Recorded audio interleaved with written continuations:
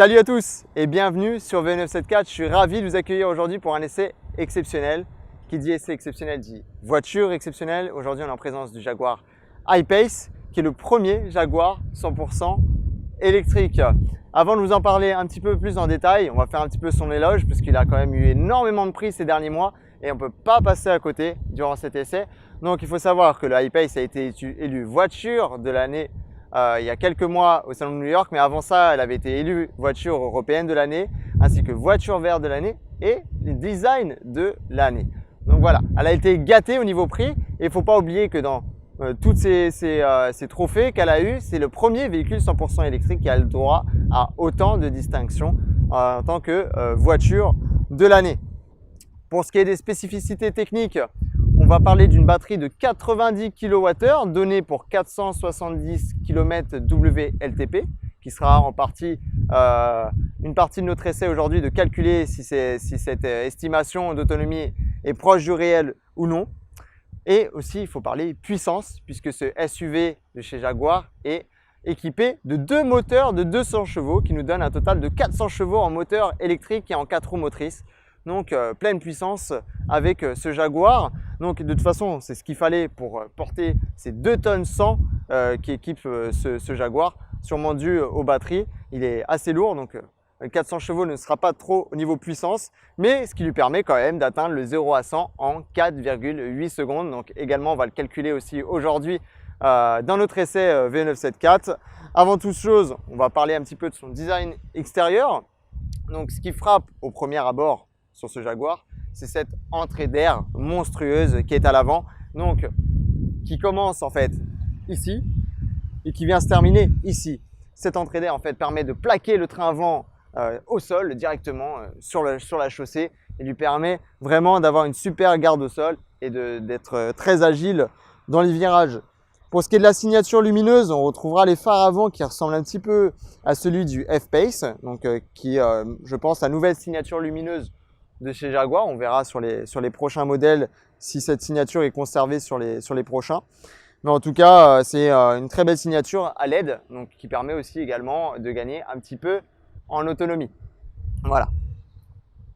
Pour ce qui est des poignées, ça c'est assez marrant. Pour ceux qui connaissent bien Tesla, donc on pense que ces poignées ont été piquées à Tesla au niveau du design, puisqu'elle permet en fait d'ouvrir très simplement le véhicule, mais surtout d'être rétractable et donc de gagner en aérodynamisme et donc de gagner quelques kilomètres d'autonomie. Voilà. Pour ce qui est de l'arrière, on aura un petit peu à la façon de l'avant cet aileron, ce béquet qui vient également plaquer l'arrière du véhicule avec cette entrée d'air qui est également assez monstrueuse pour vraiment plaquer l'intégralité du véhicule sur la chaussée pour lui donner vraiment ce côté sport.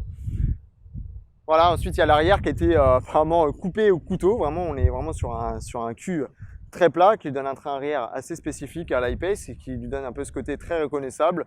Sur la signature lumineuse arrière, on reconnaîtra un petit peu les phares, un petit mélange entre le I-Pace, le E-Pace et un peu le XE. Mais cette petite signature vient déborder un petit peu, qui lui donne cette particularité, cette signature propre au I-Pace. Voilà un petit peu pour ce qui est du design extérieur et des spécificités un petit peu globales. Et là, je vais vous emmener à l'intérieur. Donc, c'est un intérieur très futuriste avec énormément d'écrans. On va voir tout ça ensemble. C'est parti. Donc voilà, on se retrouve à l'intérieur de ce Jaguar I-Pace. Donc la première chose qui frappe aux yeux quand on rentre dans ce Jaguar, c'est tous ces écrans. Il y en a partout. Et vraiment, ça donne ce côté un petit peu futuriste et c'est vraiment, on rentre vraiment dans un véhicule électrique connecté et multimédia. Donc ça, c'est très intéressant. On a un premier écran ici qui nous donne donc les mesures de conduite. Ensuite, on a l'écran multimédia qui vient ici se mettre au centre de la planche de bord. Et on a ce troisième petit écran juste en dessous qui permet d'avoir des raccourcis sur l'usage de la climatisation, le contrôle du multimédia et même du téléphone. Donc ça, c'est très pratique. Ça permet d'éviter de naviguer dans l'intégralité de l'écran du multimédia et d'avoir des petits raccourcis comme ça. Et on a aussi également, et ça c'est très rare, ces deux petits écrans dans les boutons, en fait, tout simplement, de l'utilisation de la climatisation. Ça va être deux petits écrans arrondis qui vont nous donner la température et la puissance de notre climatisation avec des petits raccourcis, avec ces petits boutons qui sont très bien faits. Au-delà de tous ces écrans, ils sont vraiment très jolis, très bonne résolution, très bonne qualité. On regrettera par contre qu'ils ne soient pas très intuitifs. Il y a énormément de menus, de sous-menus. Tout est personnalisable, donc ça a cet avantage d'être personnalisable. Mais même pour avoir la moindre petite information, il faut naviguer quelques temps. En tout cas, il y a vraiment, il y a un petit temps d'adaptation. C'est pas assez simplifié à notre avis. Ça n'a pas été fait trop de façon intuitive. Donc ça, voilà, c'est le seul petit bémol. Mais sinon, ces écrans sont vraiment très jolis, très bien faits, très lumineux. Il y a de la couleur, c'est très précis dans les données. Donc ça, c'est vraiment très intéressant. On est vraiment sur un véhicule bien équipé au niveau multimédia et intégration technologique. Tous ces écrans sont entourés de matériaux de très bonne facture. Là, on voit vraiment qu'on est chez Jaguar. On est sur du cuir. On est sur des plastiques moussés. On est vraiment sur quelque chose de très haut de gamme. Voilà, sur le volant, on a même des surpiqûres sur le cuir. On a des sièges en cuir, de surpiqués également, donc avec ce biton noir et blanc avec les surpiqûres qui est vraiment très joli. Et on a également ce toit panoramique qui a été fumé, donc qui apporte beaucoup de lumière quand il y a du soleil, mais le parti fumé évite qu'il fasse vraiment trop chaud dans l'habitacle malgré qu'il y ait ce grand toit panoramique.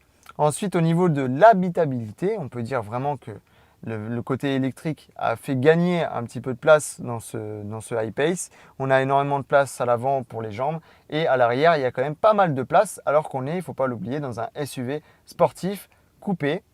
Et n'est pas en reste la capacité du coffre, malgré que ce soit bien coupé justement à l'arrière. On pourrait penser qu'on ait un coffre qui a été coupé quant à lui aussi au niveau de sa capacité.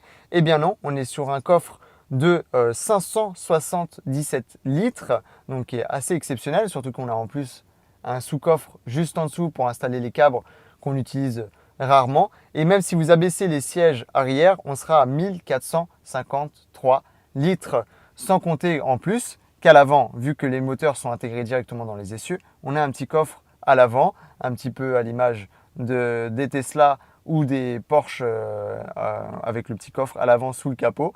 Et donc là, on a un petit coffre qui permet de mettre souvent ce qu'on a en bazar dans le coffre et qui permet de retrouver notre coffre arrière totalement vide et tous ces petits bazars à l'avant, surtout le petit câble de recharge qu'on utilise le plus souvent, qui sera très pratique, très accessible malgré qu'on ait des choses ou non dans le coffre, de l'avoir à l'avant.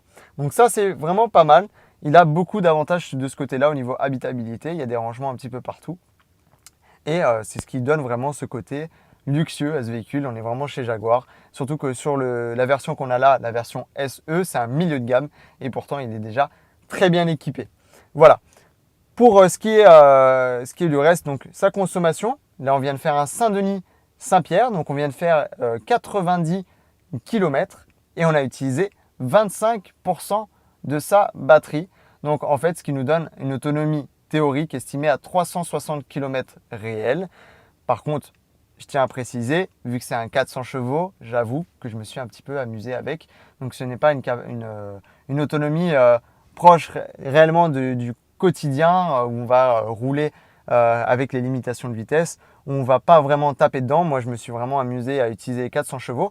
Par contre, là, on va retourner à Saint-Denis par la route des Laves. Et là, je vais avoir une conduite un peu plus classique, traditionnelle et qui nous donnera une autonomie théorique un peu plus proche de l'autonomie du quotidien. Mais en tout cas, même en ayant tapé dedans, en ayant fait des accélérations franches, en ayant atteint des vitesses assez élevées, on a quand même, on n'a pas ce stress de l'autonomie, on est vraiment à l'aise, la jauge bouge très très peu et vraiment on peut vraiment s'amuser avec, tout sans compter, sans réfléchir, sans penser à son autonomie totale et à stresser à savoir si on va recharger ou non, puisqu'en général, quand on a un véhicule de cette gamme-là, on a la borne de recharge qui va avec à la maison pour s'y brancher tous les soirs. Voilà, donc là, on va retourner à Saint-Denis. Je vous parlerai un petit peu plus en détail de son côté recharge et puissance de recharge. Voilà, c'est parti, on va reprendre la route et je vous donnerai un petit peu la nouvelle consommation qu'on pourra avoir entre Saint-Pierre et Saint-Denis. C'est parti, on se retrouve à Saint-Denis. À tout à l'heure.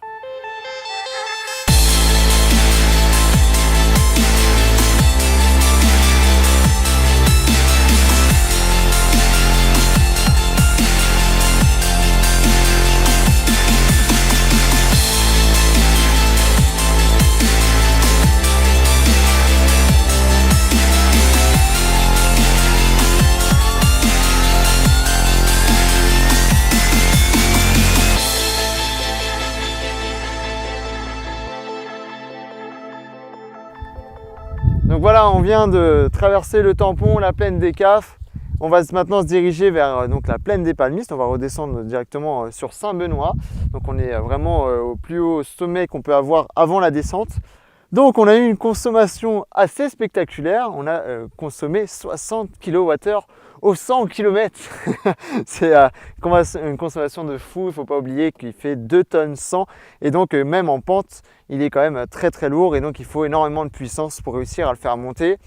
Je l'avoue, j'ai quand même continué à m'amuser tout en montant à chaque fois qu'il y avait une voie de dépassement pour essayer de rouler un petit peu et profiter vraiment de ces 400 chevaux. Donc on a utilisé, pour être précis, 25% de la batterie pour faire 30 km. Donc c'est énorme, c'est vraiment une grosse consommation. Donc pour faire Saint-Pierre jusqu'à directement ici au col de Bellevue qui se trouve entre Saint-Pierre et Saint-Benoît. Voilà, donc maintenant on va faire l'inverse. On va descendre en direction justement de Saint-Benoît et on va voir la récupération et voir réellement ce qu'on aura consommé entre Saint-Pierre et Saint-Benoît qui va nous donner réellement la consommation sur une montée après une descente.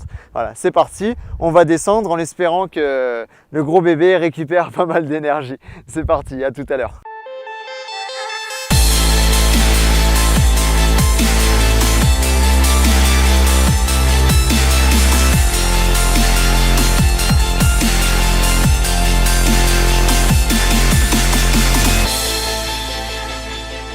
Voilà, notre tour de l'île est maintenant terminé. Il nous reste à la destination, il nous reste 30% de la batterie après avoir fait plus de 250 km, donc c'est assez exceptionnel. On a utilisé seulement 70% de la batterie. Pourtant, on est bien passé par les plaines, en passant par la plaine des Cafres et la plaine des Palmistes. Donc on a rechargé très peu par contre dans la descente. Donc là, on a été un peu déçus là-dessus. Mais au final, c'est largement suffisant pour n'importe qui en termes d'usage sur l'île, surtout s'il a une borne à la maison.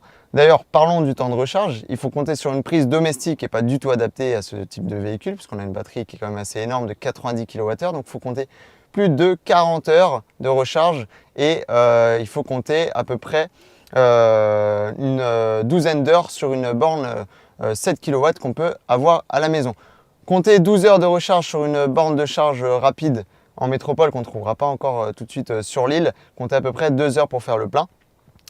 Donc pour parler un petit peu d'autonomie, donc comptez à peu près 300-350 km si vous êtes en mode sport, vraiment si vous amusez avec les 400 chevaux.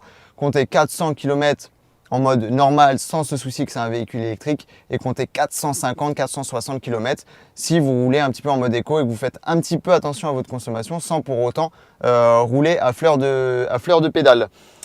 Ensuite, tout ce qu'on a apprécié pendant cet essai, c'est toutes les aides à la conduite. Il y a une sorte de un petit peu de pilote automatique entre guillemets, donc suivi de ligne avec régulateur adaptatif qui fonctionne très très bien. Vous pouvez même lever les mains pendant quelques secondes. L'ordinateur de bord vous reprend à l'ordre comme quoi il faut remettre les mains sur le volant. Mais en fait, il n'y a même plus besoin de tourner le volant et ça suit les courbes et ça marche très bien. Et ça, c'est vraiment un petit plus. Ensuite, il y a l'option caméra 360, une option qu'on avait également vue sur la Nissan Leaf deuxième génération. Donc on a l'impression qu'il y a un drone au-dessus du véhicule et qui filme juste au-dessus de la voiture, qui permet d'avoir tout ce qui se passe au sol. Donc même tout ce qu'on ne voit pas dans les rétros et dans les caméras de recul, on le voit sur la caméra 360. Donc ça, c'est une très bonne option. Ensuite, il y a l'option Park Assist. Malheureusement, on n'a pas eu l'occasion de l'essayer puisque les lignes n'étaient pas assez tracées dans les endroits où on s'est arrêté. Mais il y a l'option Park Assist où il suffit de cliquer sur l'option, de choisir la place où on veut se garer et la voiture va se garer toute seule. Ensuite, il y a aussi les petites options angle mort directement affichées dans les rétroviseurs. Donc ça, c'est assez pratique quand vous voulez doubler ou que vous voulez changer de voie. C'est une petite aide à la conduite et vu le gabarit, je peux vous avouer que c'est pas en trop.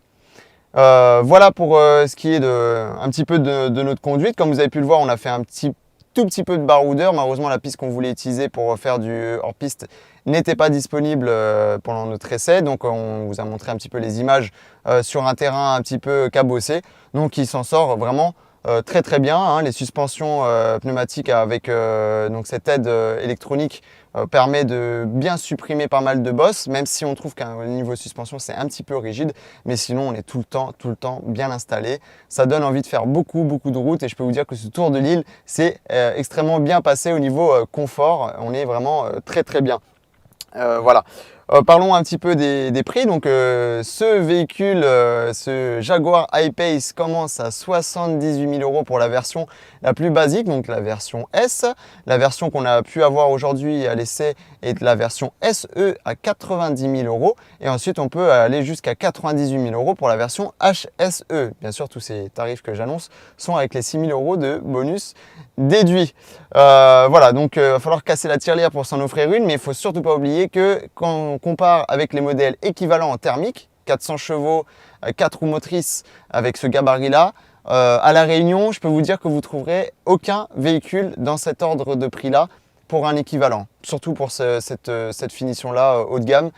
Donc en fait, c'est assez cher, mais en fait, c'est comparé à ses concurrents, il n'y a rien de comparable à ce prix-là. Voilà. Donc j'espère que cet essai vous a plu. Je tenais à remercier Jaguar Réunion Colors, le groupe Colors, de nous avoir prêté gentiment ce véhicule exceptionnel. Je tenais également à remercier Pierre Marchal pour le prêt du matériel, toute l'équipe bénévole de V974 pour le tournage. Voilà, j'espère vraiment que cet essai vous a plu. On se retrouve très bientôt pour l'essai du Kia e-Niro qui est arrivé sur l'île il y a quelques jours sur les quais du port et qu'on aura à l'essai dans quelques semaines. Donc ça, c'est à venir également sur V974. N'hésitez pas en tout cas à vous inscrire sur la page YouTube, la page Facebook Voiture électrique 974 et de vous abonner au groupe également si vous habitez sur l'île et que vous voulez un petit peu plus d'informations en temps réel et poser toutes vos questions aux utilisateurs, aux propriétaires de voitures électriques. Voilà, je vous retrouve très bientôt sur V974. En attendant, portez-vous bien, restez branchés. C'était Romain. Peace.